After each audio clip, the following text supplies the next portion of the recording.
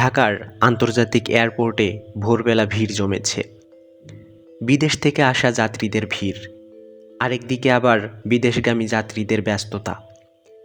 Taxi driver, স্বজন আর বিমানবন্দরের কর্মচারীরা মিলেমিশে এক অদ্ভুত পরিবেশ তৈরি করেছে।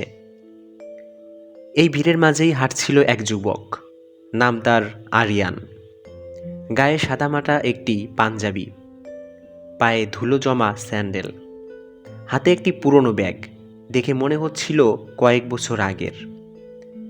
তার চেহারায় ছিল এক ধরনের স্থিরতা, কিন্তু পোশাক দেখে সবাই একে এয়ারপোর্টে মানায় না ভাবছিল। সামনের চেক ইন কাউন্টারে দাঁড়ানো ধনী যাত্রীরা একে দেখেই চোখ ঘুরিয়ে নিল। পাশে দাঁড়ানো এক তরুণ বলল, দেখো না, এই লোকটাও কি এখানে উড়োজাহাজে যাবে? মনে হয় বাস স্ট্যান্ডে আসার কথা ভুল করে এখানে চলে এসেছে। সবাই হেসে উঠল। একজন কর্মচারী বিরক্ত হয়ে বলল, ভাই, এখানে দাঁড়িয়ে ভিড় বাড়াবেন না। এয়ারপোর্টে ঢুকতে হলে টিকিট, পাসপোর্ট সব থাকতে হবে। আরিয়ান শান্ত গলায় বলল, আছে সবই, শুধু সঠিক সময়ের অপেক্ষা করছি। তার জবাবে কর্মচারী হেসে ফেলল, আর আশেপাশের কয়েকজন চোখ পাকালো। ঠিক তখনই ভিআইপি লাউঞ্জের দরজা দিয়ে কয়েকজন বিদেশি ব্যবসায়ী ঢুকছিল।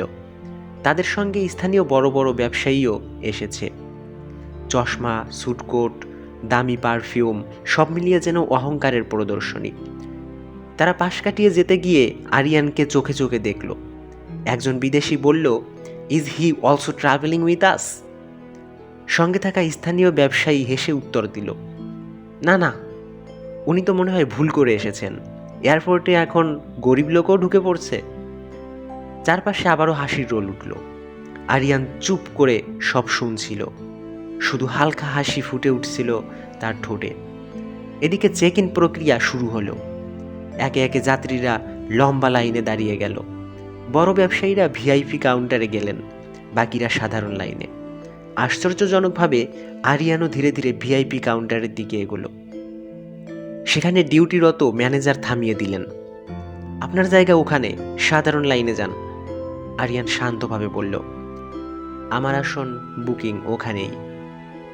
ম্যানেজার বিরক্ত হয়ে বলল, আপনার মতো মানুষের ভিআইপি টিকিট থাকা সম্ভব না, এখানে সবার সময় নষ্ট করবেন না।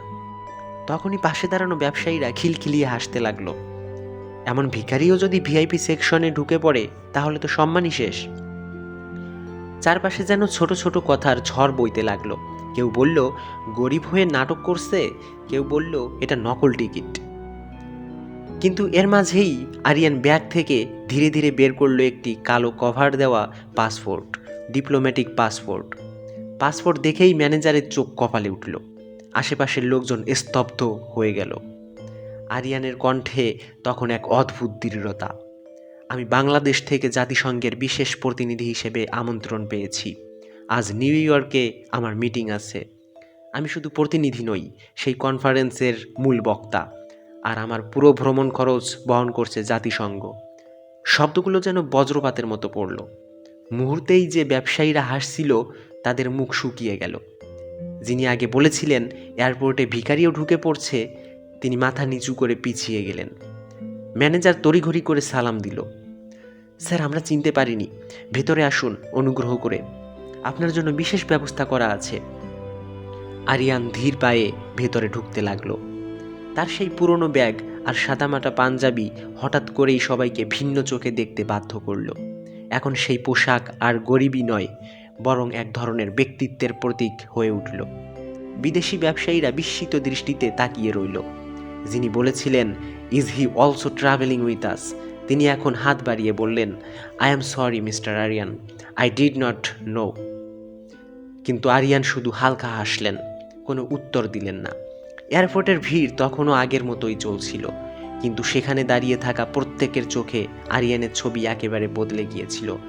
যাকে সবাই ভিখারি ভেবেছিল, সেই আসলে ভিআইপিদেরও ভিআইপি, যাকে সম্মান না দিয়ে তাদের মাথা নত করতে হলো।